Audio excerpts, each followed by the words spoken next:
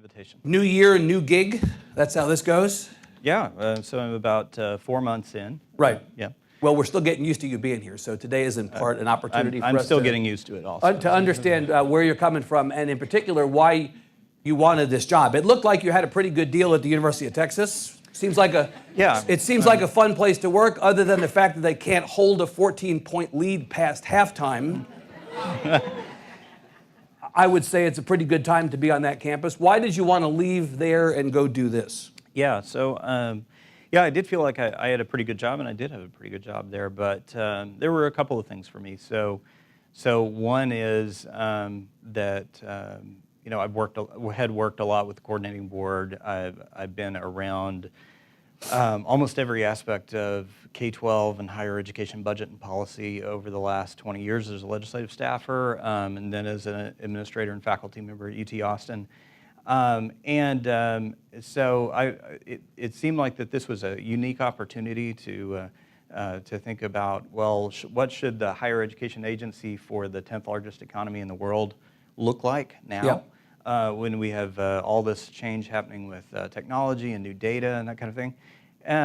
Population surging and changing dynamically, absolutely. right? And then the other thing is, I'm sure you'll hear from some of your other speakers, what I heard from Governor Abbott, from some of our legislative leaders, is they want this next session to be a higher ed session. And right. So these windows don't open very often to be able to engage and help shape larger policy conversations. So it seems like, for me, this is a once-in-a-career opportunity. Did the coordinating board tell you when you came in to talk to them about the job, these are the goals we have for the agency, either distinct from what we had before, or as we look ahead, here is the specific punch list of things that we want the next commissioner to address? Or did you come in with a list of things that you said to them, these are the things, if I get the job, that I want to go after?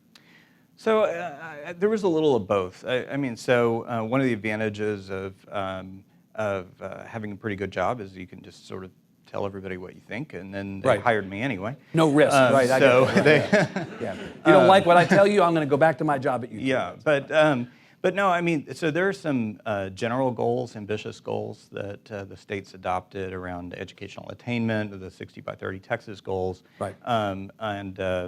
So we talked about where the state is now and what some of the challenges were. But we also talked about what are some of the new opportunities that might be available. Yeah.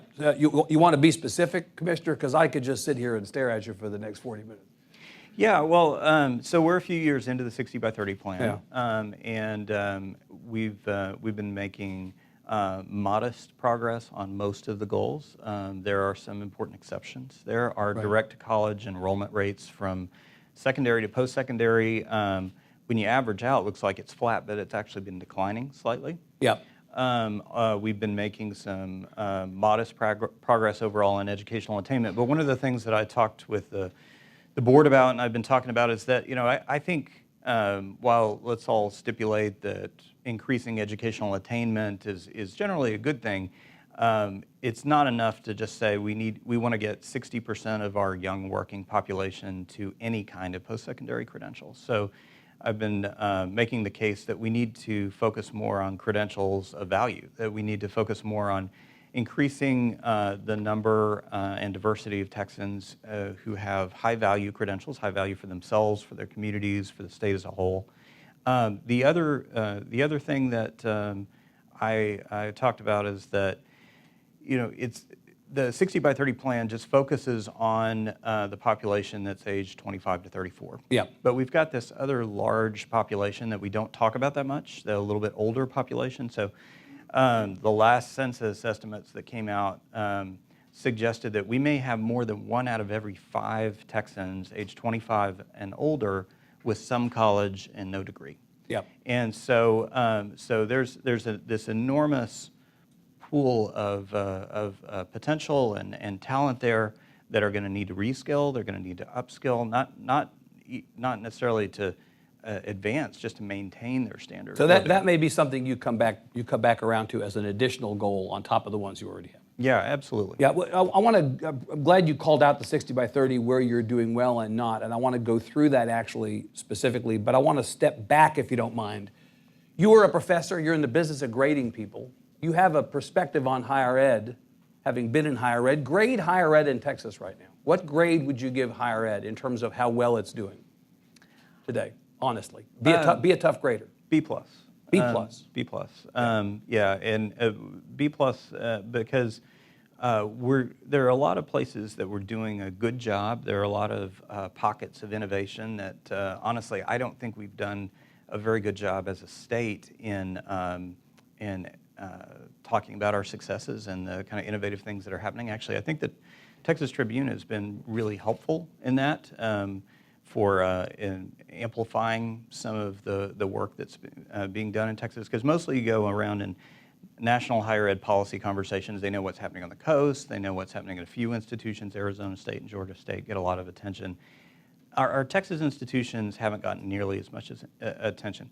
But honestly, we're not nearly where we should be given the size of our economy. We are the 10th largest economy in the world. We only have 3 universities that would be counted among the top 200 in the world. Right. So there's a lot of work that we need to do. And if the standard is the top 200, I mean, we may not be setting the bar high enough. Well, that's on a global scale. I mean, I think Governor Abbott was exactly right to call this out. I mean, he laid down a marker that we ought to have multiple Texas universities counted among the top 10 public research universities. That was a watershed in our higher ed. And that was back when he ran for governor the first time in 2014. Right. And how are we doing on that goal right now? So we are making progress. I was just down at University of Houston and seeing some of the work that they're doing there. That's very impressive. We have a long way to go. So if we're serious, we're going to have to do a lot of work to upgrade our higher ed infrastructure. We have to make a lot more targeted investments in talent, student talent, as well as faculty talent. And as I've been talking about, we are going to need to accelerate the pace of innovation. So the goal shouldn't be, well, how do we do a better job of recreating the California Master Plan of 1960? I mean, so we need to think in terms of like what a leading research university for the 21st century looks like and how we can align our resources and our policy context around that. You're a data guy by reputation and by experience, right? So tell me how a data guy measures... Data guy, data nerd. Well, yes. nerd is your word. That's okay. we like nerds in this office. That's fine. You're in a safe space. You're a data guy. How do you measure data guy? How do you measure success? What are the metrics? In other words, I'm interested to know how, beyond the statistical call-outs in the 60 by 30, and we'll get to those in a second, how you look at higher ed from a satellite view and assess whether things are actually working or not. What are your own ways of measuring success? Yeah, so I think you need to look at this in a way that's less about snapshots and it's more dynamic. So think about students as progressing through their educational programs from the student's perspective, where multiple institutions are going to contribute to that student's journey in secondary, post-secondary, and then look at what kinds of job opportunities and earnings that creates on the other side. So it's getting a better sense of what those pathways look like. Yeah. That's not the way that we've tended to look at data and hold institutions accountable or fund institutions. So it's tended to be more institution by institution. So some of the collaborations that you see across the state, some of the great things that are happening for students to streamline their pathways actually are despite the fact that institutions lose money when they collaborate or when they figure out ways to streamline students' pathways. Pathways are great, but you talked about degrees and earnings and everything else. We really are focused, and we have been for some time now, on outcomes, right? It's not inputs, it's outcomes. Yeah, and we should be tying funding to outcomes, and we should be measuring the success or failure of higher ed on the basis of what happens on the back end, right? Yeah, so we need to make sure that we've got alignment across the way that we fund and hold institutions accountable with the results we want. And I'd say the outcomes aren't just production of degrees. So it's not like you're going to achieve that first degree and live happily ever after.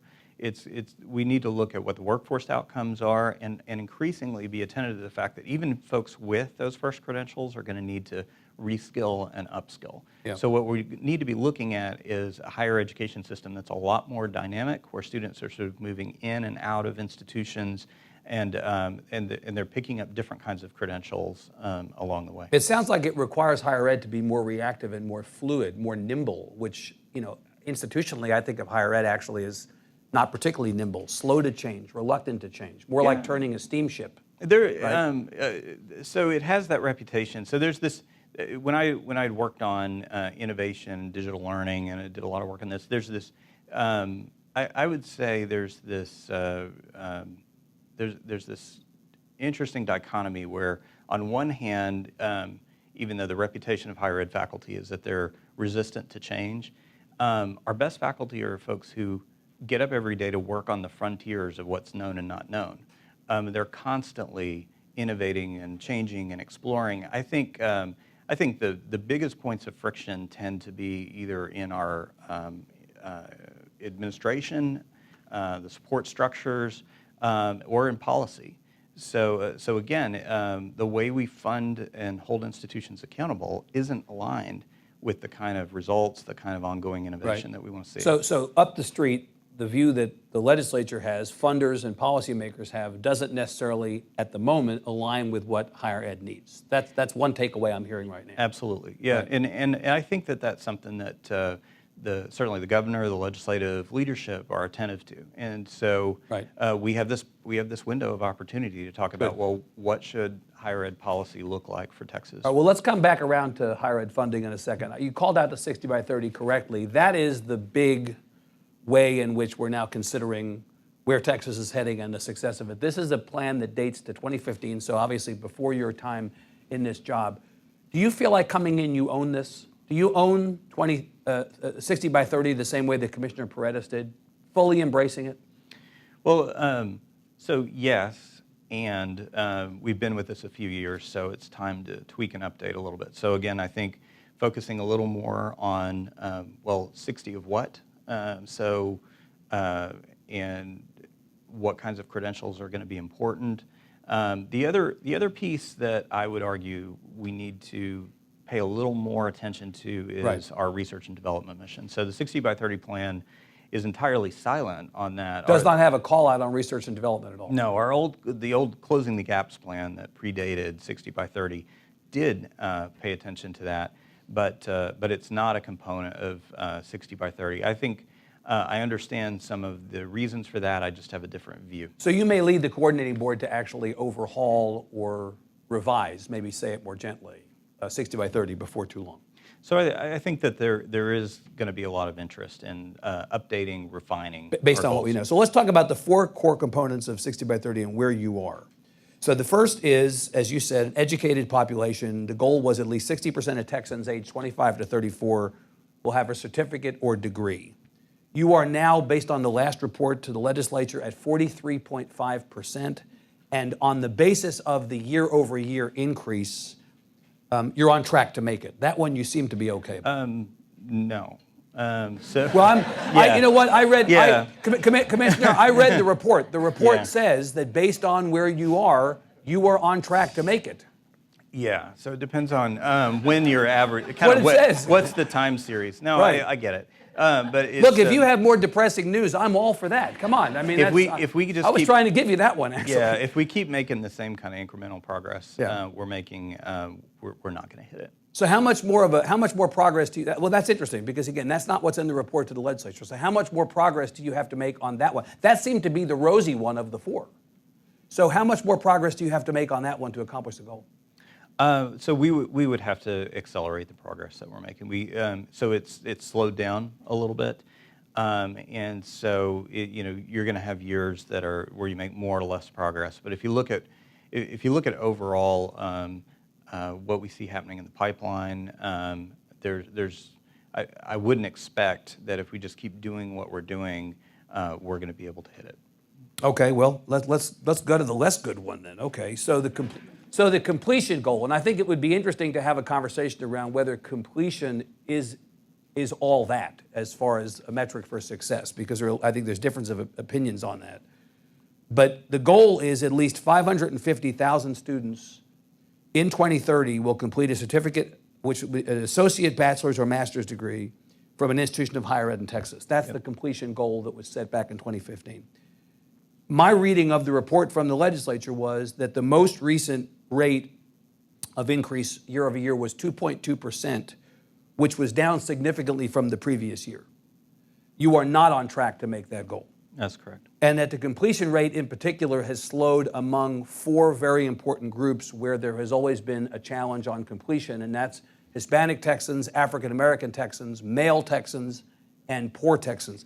In fact, the numbers are pretty stark. The percentage that you call out of what you need as an average increase in completions year over year, you are nowhere near that in those 4 groups. That's correct. Yeah. Yeah, and so what I would argue is that, look, I mean, we could make up a credential and say, okay, well, we're going to give everybody, we'll have some credential we give everybody that when they complete their core curriculum or something like that, and then we would change those numbers and say, look at the great progress we're making. Right. Well, if you want to accomplish any completions, not worthwhile completions, but any completions, you could lower the bar far enough that you could get to that number. Sure, and I think that, what else could we count, or could we come up with some credential? That would be exactly the wrong conversation to have. So instead, what I'd suggest is we need to actually raise the bar and talk about, well, what are the kinds of credentials that are really valuable? Yeah.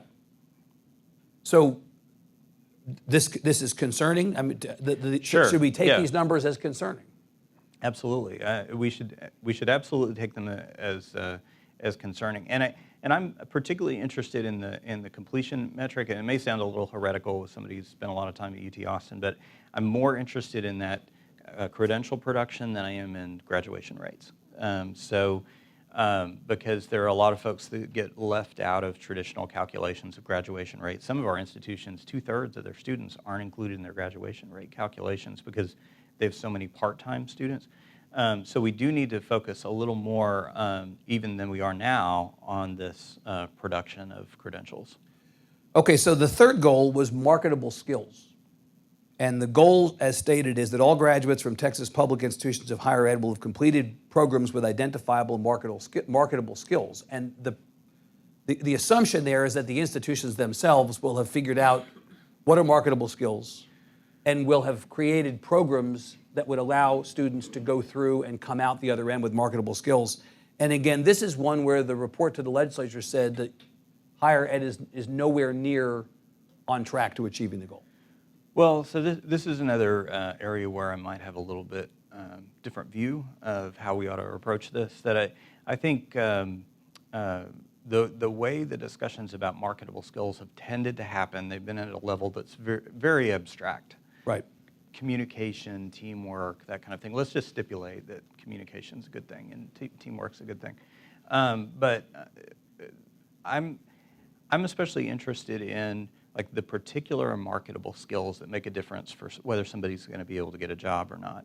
So when you were talking earlier about leveraging our data, like one of the ways that we can be a resource with institutions and with employers is helping to set the stage for deeper dive conversations to understand like what's driving the variance around earnings, for example, and feeding information back into conversations about how a curriculum is put together. So there are disciplines where this happens, and it happens in ways that are very sophisticated in engineering and accounting and architecture. But overall, across higher education, I don't think that's the norm today. Yeah. All right, so you're not making it on educated population, you're not making it on completion, you're not making it on marketable skills. You're sure you want to own this report? I mean, it seems to me like you want to toss this thing over the side of the boat. Well, no, not toss it the side of the boat, but just say, we need to recognize the magnitude of the challenges, but also we've got incredible opportunities and resources. And so there are, I think if we can reframe our conversation a little bit, say, okay, how do we leverage the data that we have? How do we encourage the kinds of partnerships and innovations that we see already starting to happen among institutions and with employers? Right. That I do think that we can change the conversation. I do think that we can make some remarkable progress on these kinds of metrics. So let me come back to this and just acknowledge in the fourth goal, which was around student debt, undergraduate student loan debt will not exceed 60% of first-year wages for graduates of Texas public institutions, and no more than half of students graduating will have debt by 2030. You're actually on track on those. Those seem good. So we're stable on that. That is something that we're going to need to we are going to need to work on. We are going to need to pay some more attention to. So I don't think I don't think the message should be we're all good. We need to Yeah. don't need to worry about affordability. There's three populations I'm especially worried about. So one of them are the students who have trouble meeting basic needs. So we have a number of students who, even with full tuition and fee scholarships, still have problems with food insecurity, sometimes with homelessness. The second group are middle-class students, middle-income students that are maybe just outside the income range for Right. some of the tuition guarantees. Too poor But for are- aid, but not rich enough to be able to pay full Yeah, ride. so Right. some of those students are so those students and their families end up carrying a disproportionate burden Right. of the student loan debt. And then the third population, again, is one that we haven't been talking about in the context of 60 by 30, but we need to pay more attention to, and that's these older students, students with some college and no degree, Right. who are going to need to reskill and upskill. Yeah. So you have a bunch of higher ed people in the room. Chancellor, we have some people from the University of Texas. So what is the message to them, Commissioner, today? I mean, it sounds to me, they've been working intentionally for the last 3 years, presumably looking at 60 by 30 as a roadmap and aligning all of their policies to try to meet these goals set by the old sheriff. Now there's a new sheriff, and the new sheriff doesn't seem to like or necessarily think that these metrics or these goals are exactly right. So what's the message to them? Stop what you're doing, we're going to do something different? No, I mean, I think it's important to honor the progress that our institutions are making. Part of the message to them is that the coordinating board is going to, we're going to reposition the coordinating board from a more traditional regulatory posture to being more of a resource, being more of a thought partner, being more of an advocate with not with institutions, but with employers, with policymakers. Right. So I envision a different role for the coordinating board that, particularly around things like our education and workforce data, which we're the hub for the education and workforce data for the state. We need to focus on not just sort of regulation and compliance reporting, but actually making this data useful and accessible for the institutions. What kind of regulations on higher ed are you thinking of getting out of the business of implementing? I'm sure that higher ed would love to know what the Right. since there's a new sheriff in town, what the Wild West is going to look like with no laws and no rules. So it's just a different, if we're really serious about, we want to have a superlative system of education for Texas, on par with the size and energy of the Texas economy. We're not gonna nip and tuck and nitpick our way to superlative. So I think this is a time where we do need to sort of take the gloves off and encourage more innovation. One of the specific examples is around core curriculum, for example. What has typically happened on core curriculum has been the institutions send up hundreds and hundreds of courses, and then there's been a lot of sort of line-by-line review of syllabi, and we think that course might not be quite broad enough, kind of thing, as opposed to our role should be more ensuring transferability of courses, and we have a specific statutory responsibility if there's a dispute between institutions or if there's a problem with quality. We want to set the stage so that institutions can have a conversation within the institutions with their faculty, with their communities. What should the core curriculum look like for Prairie View A&M, for El Paso Community College and UTEP, for UNT Dallas? And these ought to have different flavors. Now, when students transfer among institutions, we have to make sure that that transferability is there. But I think we need to move away from a system that was I think, too much trying to impose more of kind of a one-size-fits-all kind of we're going to have uniformity in the course offerings. So you're for local control as it relates to higher ed? Absolutely. Yeah. Have you told the governor that? Well, and I told him in my job interview, and they hired me anyway. They hired you anyway. Okay. Okay. Noted. I mean, it does seem. Commissioner, you know this stuff better than I do, and people in the room probably know this stuff better than I do. Some in the room do, but I will observe that this seems to me to be a significant change.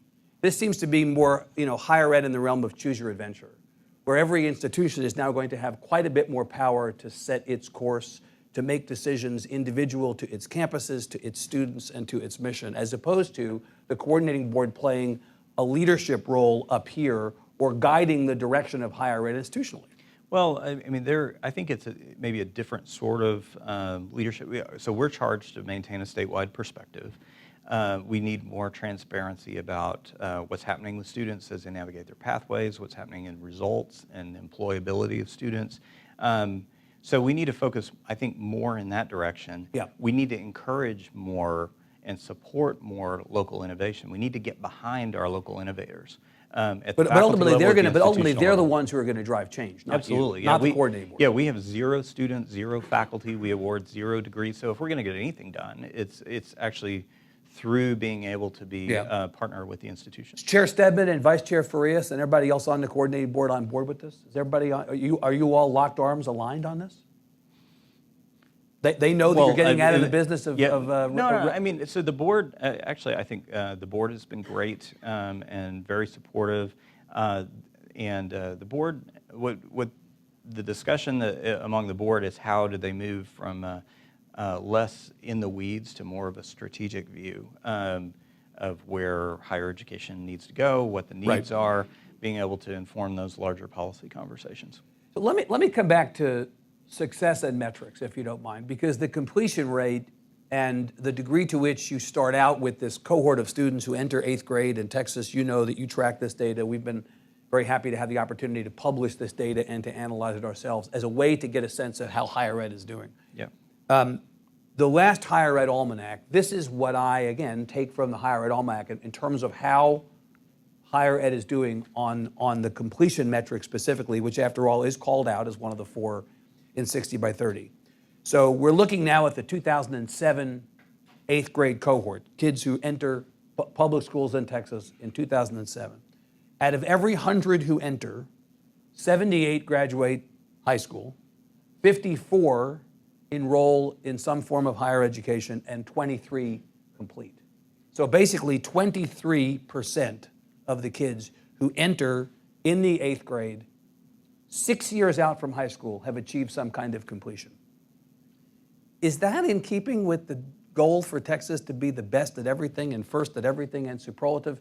That seems pretty No, but I think the system is basically engineered for the kinds of results that it gets. What does that mean? So I mean when I have a couple of middle schoolers and an elementary school student, and when I drop my kids off at school, I'm always struck by how much the school looks like, not just the school I attended, but the school my grandmother attended. I mean, we still largely deliver education in a way that assumes like agrarian calendars, and it is age-based, and where you get moved into 6th grade math versus 6, 7 math versus 8th grade math kind of thing, a year at a time. So the system isn't really set up to be responsive to the individual needs of students. And so we're at this funny time where the kind of data that's available to us, the technology that's available to us,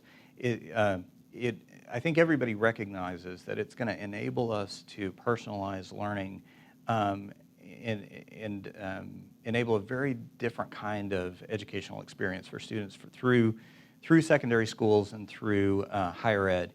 There are some examples of this today, but mostly we're still delivering education on a very sort of early 20th century kind of model. And one of the reasons is because that's also the way that we regulate, we fund, we hold accountable institutions. But you called out specifically the problems with public ed. We'll come to the degree to which public ed and higher ed rely on one another for success. When you said, well, part of the problem is that the system is not built for success, you called out public ed's lack of change. I mean, you have the University of Texas represented here, you have Texas State represented here. Are they not in part also in the conversation about why those completion rates are not higher? Is there more that the higher ed institutions need to be doing to think differently or to change? Yeah. Or is it all on the kids you receive from public ed? No, so I want to be clear about this. I don't endorse this traditional view of higher ed would do better if public ed only sent us better students. I think we're not going to solve these problems just through more accountability and education reform and high school reform. the best examples that I saw and I had the opportunity to work on at the University of Texas is where you have partnerships that reach down into K-12 all the way back to middle school to improve the quality of the college and career advising students we're getting, the kinds of higher ed aligned educational opportunities that students had. And so I think that's one of the most exciting things that we see happening, and a place that we need to focus some more energy. So we have more than 250,000 students now who are enrolled in higher education while they're still in high school. So we need to make sure that those students, what they're getting is really aligned with what's going to enable them to navigate a pathway to a credential.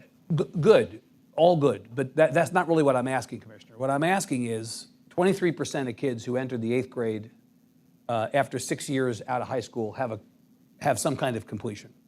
And that's the overall statistic. It's fewer than 1 in 5 boys. If you're a boy entering the 8th grade in Texas, 6 years out of high school, there is less than a 20% chance that you will have achieved some kind of completion. If you're poor in the state, it's less than a 15% chance 6 years out that you will have achieved some kind of completion.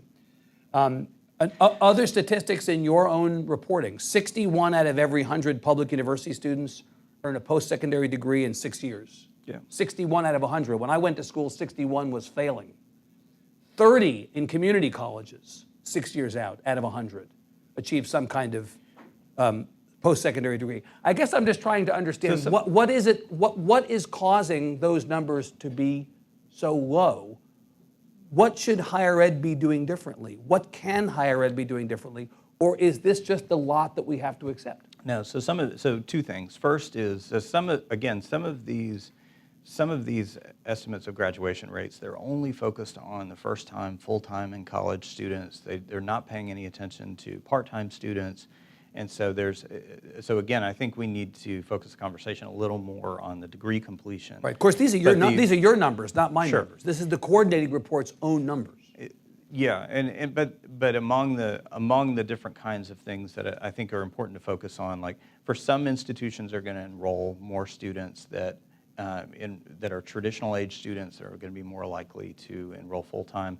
Other institutions enroll more part-time students, and so we need to have some sensitivity to that variation in mission. That said, I think the most important thing that we can do is to make those pathways a lot clearer for students. I think we've mostly are not doing a very good job of helping students understand. So how do I get there from here? So here I am now in 8th grade, or here I am now in high school, or even in college. Like, what's the pathway look like that's going to lead to not just a credential, but to a good job? Yeah. And so that is the kind of thing that through stronger partnerships, better use of our data, we can set the stage for a different kind of conversation, better advising. Right, but again, that gets back to public school. The kids you're talking about, you're saying somebody in No, I mean in the higher ed side as well. So you mean when a student is in higher ed, there's more that we need to be doing from an advising standpoint and other services that we can provide them to help them go from the front to the back of that experience. Yeah, so so we see some great examples of this with some of the guided pathways work in the community colleges, some of the work within the universities, like having a recommended sequence of courses, which the legislature put in Senate Bill 25 this last session, is really, really important. Today, not all of our institutions have a recommended sequence of courses to here's what you need to take each year so that you could get out efficiently in a certain amount of time. And then even when you have that, it's usually focused within institutions on trying to get to a certain credential, and it's less well connected to job opportunities. So like what kinds of job opportunities you have if you have a degree plus a certificate are going to be very different. So if you've got just a biology degree versus a biology degree and a certificate in health informatics or something like that, you have a very different set of job opportunities that are available to you.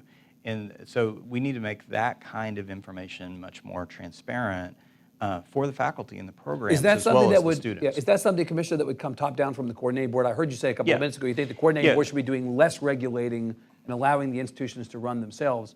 But it sounds to me like you're saying maybe every institution at the direction of the coordinating board needs to have a sequence of courses So that was to enable better completion rates? Yeah, so the legislature in Senate Bill 25 had already there's a requirement now that all of our colleges and universities are Yeah. going to have recommended sequences of courses. So what we can do from the coordinating board is, like, we already have course credit and grade information. We're going to have recommended sequences of course information. We need to do a better job of reflecting that data back to institutions so they can track students' progress. So that's a different role than the coordinating board has typically played, where we've received a lot of data, and then there'll be reports of the almanac or that kind of thing has come out, but there hasn't been as much attention to the decisions that folks are making within institutions. I mentioned the community college number. 30 of every 100 public 2-year enrollees earn a post-secondary degree within 6 years. We know that more than 50% of the enrolled students in higher ed in Texas are in community colleges. Is the conversation around community college success a different conversation than the conversation around 4-year success? And does the coordinating board have a different role in terms of creating opportunities within the community college universe, unlocking the potential there, providing resources? Sure. Yeah, so community colleges, of course, play a different role. They play this, they're essential from the standpoint of access. They're increasingly providing advanced high school programs. They provide ESL programs. There's a broad range of offerings, including their workforce education offerings. So community colleges are right on the front lines of these issues about reskilling and upskilling. So yes, the conversation needs to be different, and we need to do a better job of honoring community colleges' contributions to student success. So some of the community college presidents I know that have said, depending on what the program they're in, they'll advise students differently about when they ought to transfer to a university. Now, if a student transfers and they haven't completed the associate's degree, from the traditional measure is, well, now that student has stopped out and they're not a completion from the community college, even if they go on to complete Phi Beta Kappa within the university. So we need to do a better job of honoring the contribution that multiple institutions make to student success. That gets masked by some of these traditional measures. I want to, before we maybe talk for 5 or 10 more minutes and then go to the audience, I want to ask you about a couple of bigger topics that come up in any conversation of higher ed here or elsewhere, beginning with access. I was not long ago the parent of a high school senior applying to college and applying to college in Texas. It is definitely a dicey thing to apply to public universities in Texas in some cases. It's difficult to find a slot. You don't know whether your kid's going to get in. The old line about my kid got into Harvard but he didn't get into UT or A&M, that doesn't happen all the time, but it is absolutely the case that it is not an automatic admit to get into these schools unless you're in one of those top 10% or top 6%. Sure. It's pretty much awful for everybody across the income spectrum, right? Right. So what do you do about that? Are there enough spots, and does the system need to be blown up and rebuilt to create the opportunity that a lot of Texas families feel like is their right? Yeah, so no, there's not enough spots. We've got a shortage of premier higher education opportunities in Texas. So that's not to say that there aren't some excellent programs and students and faculty at our emerging research universities. There are. We need to get behind these institutions so that we can expand the number of really superlative institutions in Texas. So yes, we need to do that. I personally, this is an area that I'm passionate about. Some of that's informed by my own transitions from high school to college, but also in what I saw with my students later. I think there is no area in education policy more ripe for disruption than that transition from high school to college. So we think it's a normal thing if a star athlete, when they're a sophomore in high school, knows exactly where they're going to go to college and what it's going to cost them. But then we're talking about needing to find more computer scientists or mathematicians or engineers, especially from low-income populations, and we say, well, how could we ever find those students? So, I think we need to do a much better job of identifying these high potential students earlier in the pipeline and smoothing that transition to college. And I'll tell you another thing that we're not paying enough attention to so New England states, Mid-Atlantic states, Midwestern states are losing their college-going population. It's declining.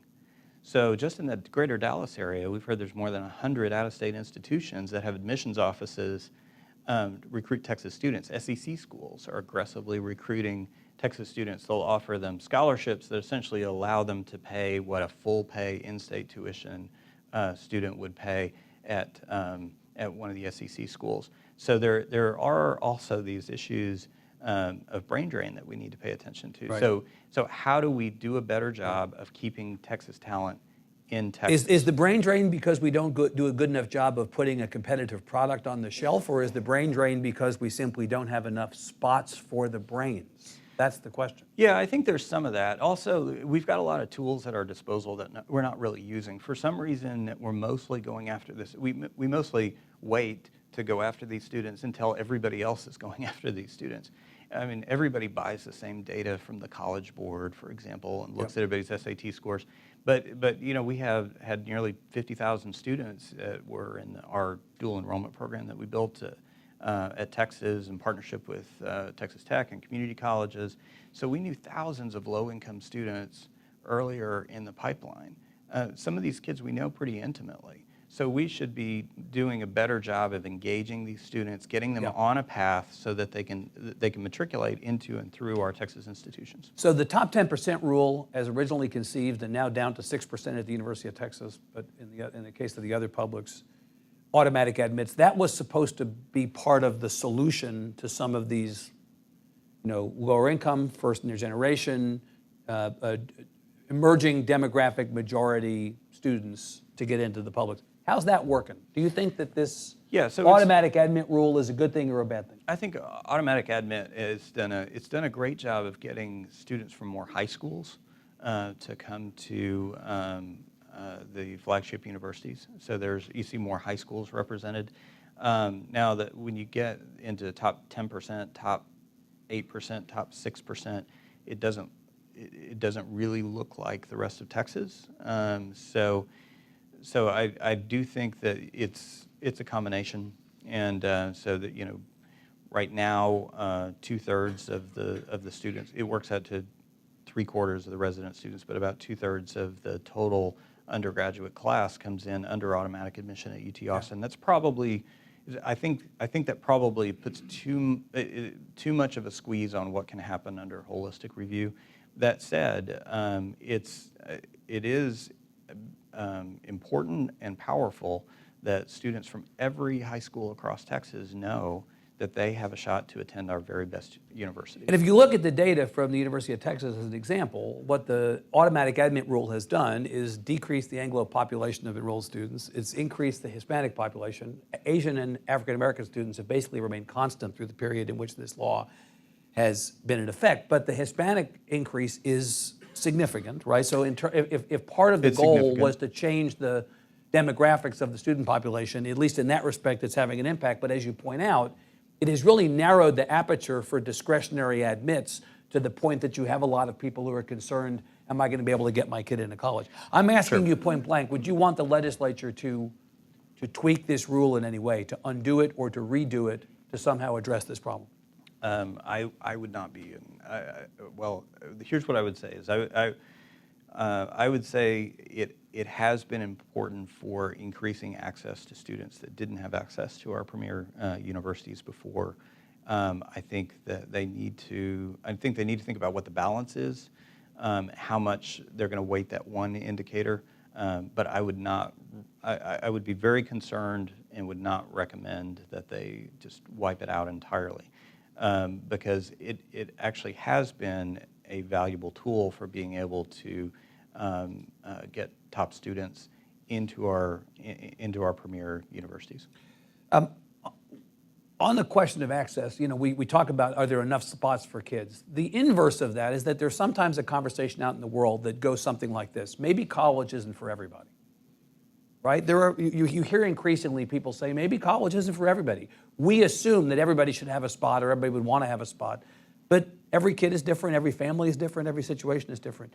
Do you embrace the idea that college, higher ed may not be for everybody? So I'm really worried about, on one hand, the data is absolutely clear that more and higher quality education beyond high school is absolutely essential for most students. And there's no question about that. On the other hand, we've seen this startling drop in public confidence in higher education, and sometimes it's framed as, well, college isn't for everybody. I mean, so let's stipulate that there's a residential 4-year experience isn't for everybody. But I think the suggestion that we shouldn't aim at having every student able to participate in high quality education beyond high school, I think that would be dangerous and damaging for our state. Okay. Let me ask you about the affordability issue. Again, this is called out a little bit implicitly in the 60 by 30 plan in terms of debt. Do you think that the legislature is funding higher ed sufficiently? We hear a lot, or did until this last session, about how the state's share of funding of public education was out of whack. It was too low, and that the seesaw needed to be rebalanced. And HB3 actually went a pretty good way to helping the state rebalance the seesaw in terms of how much funding it took on. In fact, even pre-HB3, the state was still funding a higher percentage of public education than it's been funding higher education for a long time. Yep. So my question is, why are we not spending as much time moaning about the state's decreasing share of higher ed funding in the same way that we have on public ed? Where do you come down on? So on public ed, of course, HB3 was historic legislation to try to better align the public school finance system with the kinds of results that we expect, and it made some impressive investments in equity that put Texas on the frontier for the nation. You contrast that with the state of our current higher education finance system and its graduate level over on the public school finance side compared to middle school math on the higher ed side. We just haven't put the same attention into it. Now that said, well, so you would say we're not funding higher ed sufficiently at the state level? I think that the system. I think overall, if we're serious about the kinds of goals that we've set for ourselves in having more superlative research universities, in increasing educational attainment overall, if we want to be able to maintain our competitive position as a state and hopefully advance, then we're going to need to invest in our higher education infrastructure. Do we need an HB3 for higher ed in this next session? Some kind of massive swing at the ball, some big piece of ambitious legislation that would walk up to the edge of being historic in terms of the investment in the kinds of things you're talking about? So HB3, of course, was multiple years in the making, but represented a historic advance for the state. What I've heard from a number of policymakers and from the governor's office is they recognize that we need to pay attention now to higher ed. Now do higher ed. So when you said that you've heard from people say we need to have this be a higher ed session, healthcare thinks it's going to be a healthcare session. Every session they think is going to be a healthcare well, session. but the theory, Commissioner, is that in this last session, if you cared about public ed or you cared about property taxes, this was the session for you. If you cared about anything else, you jumped up and down, waved your arms, stamped your feet, nobody paid attention to you. So everyone's heading into the next session, acknowledging what just happened, hoping this is going to be our version of that. Sure. And there isn't enough money, even in a $250 billion 2-year budget for the first time in history. There's still not enough money for everybody to have it be their session. That's right. Well, and on the higher ed side, we're not talking about sort of one and done. It's not like, well, if we could do some tuition revenue bonds and fix some facilities and put a little additional funding around the margins, then we're going to be good and we can move on to the next issue. So if we're really serious, there has to be a sustained, long-term, predictable commitment on the part of the state. So the question is whether do you think parents and students can bear any more of the cost of higher ed, right?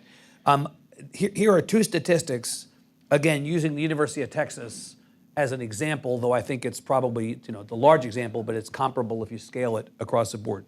In 2017-2018, tuition made up 21% of UT Austin's budget, which is almost $3 billion.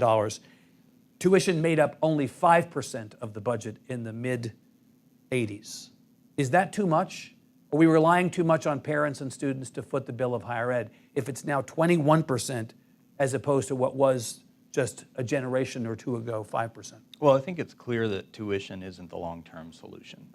So where individual students and their families are, that varies by program, but tuition won't be won't be the long-term solution. I think we're going to have to set the stage so our higher ed institutions can be able to attract more private capital. I think we also are going to have to do a better job as a state and working with our Texas delegation so Texas can draw down its fair share of federal support, which we're nowhere near drawing down what we should be drawing down in terms of federal support for our institutions. But so tuition plays an important role, but it's not going to be the solution for Texas being able to be competitive 25 years out. So again, the state's got to take on a larger responsibility for this, or a larger share. And we need to set the stage for a different kind of policy structure. So I'm not suggesting that, well, if we could just put more money in using our current formulas, our current systems, then that will get us where we need to go. I don't think that would be realistic. I think we've got to, yes, there need to be targeted investments, that we also need to try to set the stage for a different kind of policy context that's going to work for 21st century universities. Okay. Let's use the balance of our time for questions from the audience. If you have any, we'll be happy to call on you. Woman in the back, gentleman in the back, gentleman in the front. Ma'am. I'm encouraged by your statement about, I have teacher voice, so I'm kind of loud, but I'm encouraged by the statement about students when they leave college. My son went to UT, then got an MBA, but when you're looking at job placement, it's a whole different thing. And I think when you invest hundreds of thousands of dollars in an education for your child, I think we do have to start addressing that, which ties me back to my real question. Accountability for pre-K-12. If you look at that and look at how the system works, you have several different things that you're scored on. I found it fascinating that we spent some time talking about there were 4 major goals, and when you look at those, we're not hitting any of those goals yet. You gave colleges or the higher ed B+. Right. And so I'd like for you to kind of help me understand how you would do that. And of course, as a retired school superintendent, I'm thinking about the fact that a school district in one area, if they miss their target, is a failing school. Right. And you're saying, hey, we're a B+, but we're not hitting one single target, nor are we actually addressing outcomes for students, because it's not about how many degrees you get, it's about what job you're getting. Maybe you're an easy grader after all, it turns out, right? No, I don't. Gentleman's B+. Well, I don't think so. I think what you see is it's uneven. So we have some places where Texas institutions are among the best in the world. And that's not only in research programs, but also in their partnerships with K-12 institutions.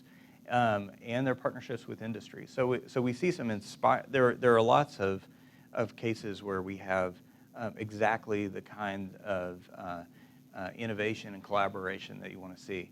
I don't think we have enough of that at the scale we're going to need. So and sometimes that innovation and those partnerships are happening in spite of and not because of the policy context we're operating in. So if you get students through their programs and into great jobs cheaper and better and faster, you actually lose funding on the higher ed side. I'm intrigued by the idea of the grades that the TEA now gives the schools. Should we be giving A through F grades to institutions of higher education? So there are already plenty of grades that come out for higher ed institutions. They use different kinds of metrics where you can, and it's fascinating to wade around in like, well, what kind of metrics they use for on research versus value for students. So I would say that we have an even more well-developed sort of national and international way of grading institutions now. We don't need to come up with yet But you don't want to do what Marath and the TEA have done in terms of accountability at the state level, holding institutions accountable with grades and possibly putting them on a program if the grades are not good. Well, I'm not interested in being able to like come in and take over somebody's board and take their mascot away. That's not really the role of the coordinating board. You'll leave that to the TEA, I get that. Okay, that's fine. Right. Sir, in the back. Thank you. I'm a current undergraduate at UT Austin, and I just want to connect your candid remarks about elementary schools and middle schools and saying how that was an outmoded form from the early 20th century. the kind of advice I've received is that I'm at a UT to get an education, not to get a job. So when you're grading by outcomes about job placement, do you think maybe it's time we change the philosophy of higher education towards something more applicable to the 21st century? Yeah, and I think even within UT, what I saw is that you have a lot of variation by program. Of course, if you have the privilege of being on a residential campus, that is a unique window of your life that will never come around again, and you definitely want to drink deep of that.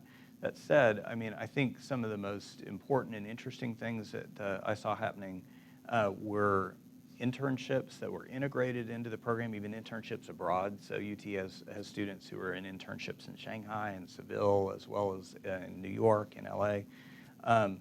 Weaving those kinds of job experiences into the programs is something that I think is critical. Of course, that's been a priority for the president. In the front here? Yes, sir. Go ahead.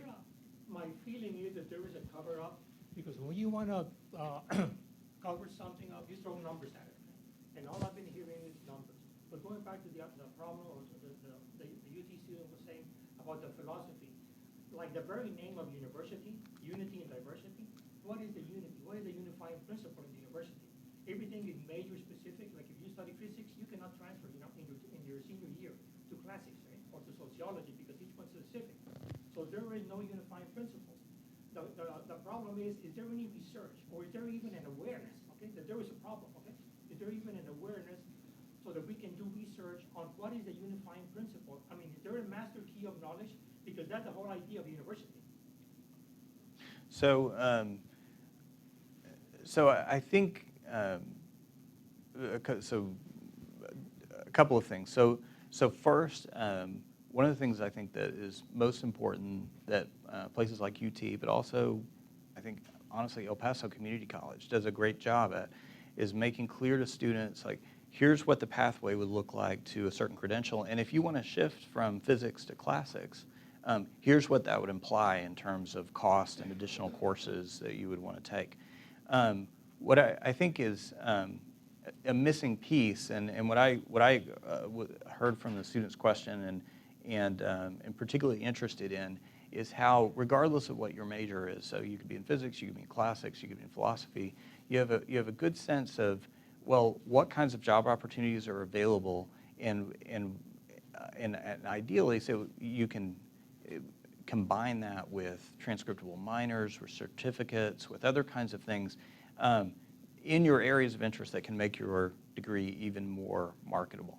I do think that that's an area where our Texas universities are making some important strides, but I think overall we're not doing a great job of helping students understand, like, here's what those pathways might look like, and here's what those opportunities would be. All right, Jess, it's 9 o'clock, right? I think we're all set to go. Give Commissioner Keller a big hand. Thank you all for coming. Appreciate you being here. We'll see you again. Thanks very much. Thank you, Commissioner. Thank you so much. I appreciate your time.